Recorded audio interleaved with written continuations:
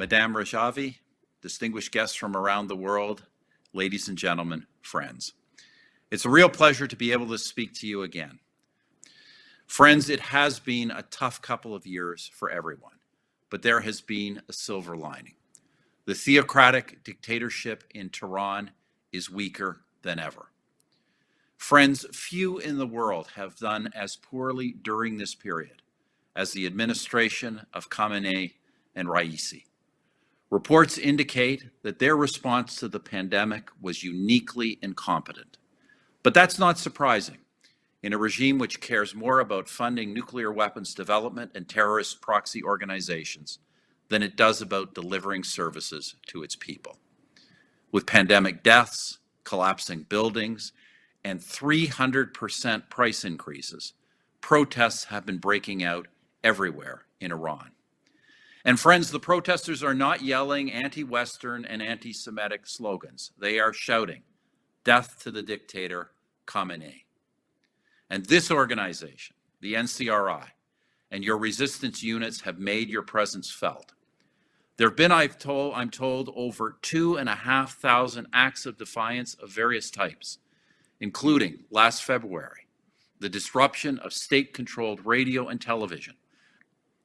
Friends, we always say that the Iranian people must choose their own future. But we know there is only one choice that all great peoples aspire to, and that is the choice of freedom and democracy. Not the dictatorship of today, and not the dictatorship of the past. Friends, Madame Rajavi and you of the NCRI have made a clear commitment to a 10-point plan for a bright future for the Iranian people. Let's repeat those 10 points once again because we can never say them enough.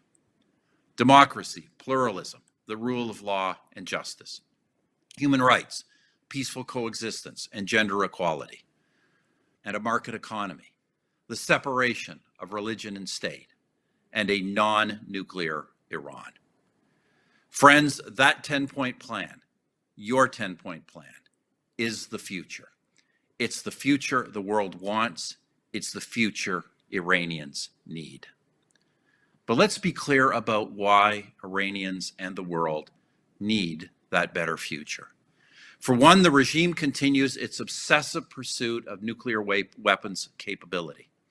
Despite signing the JCPOA, Tehran has already accumulated and enriched uranium stockpile over 10 times the threshold allowed in the nuclear deal.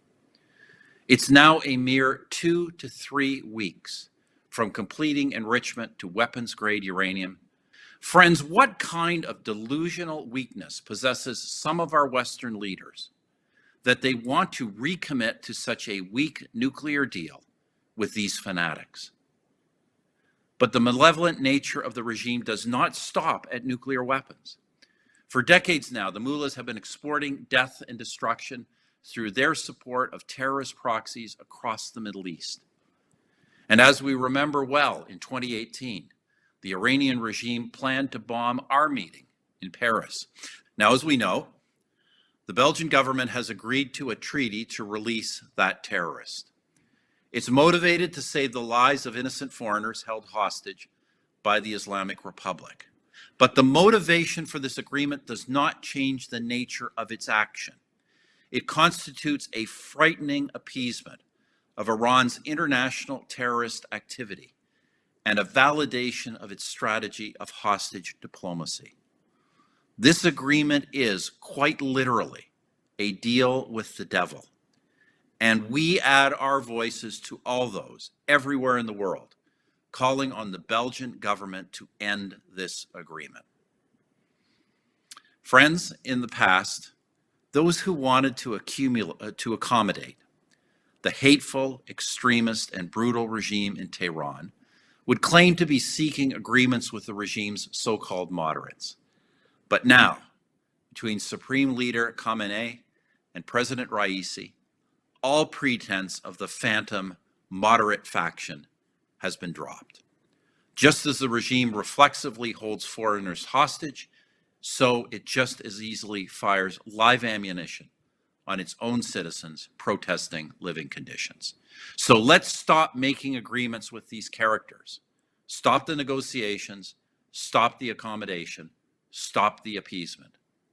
As I've said before, the right policy, the only realistic policy in dealing with this regime is not weakness, it is strength.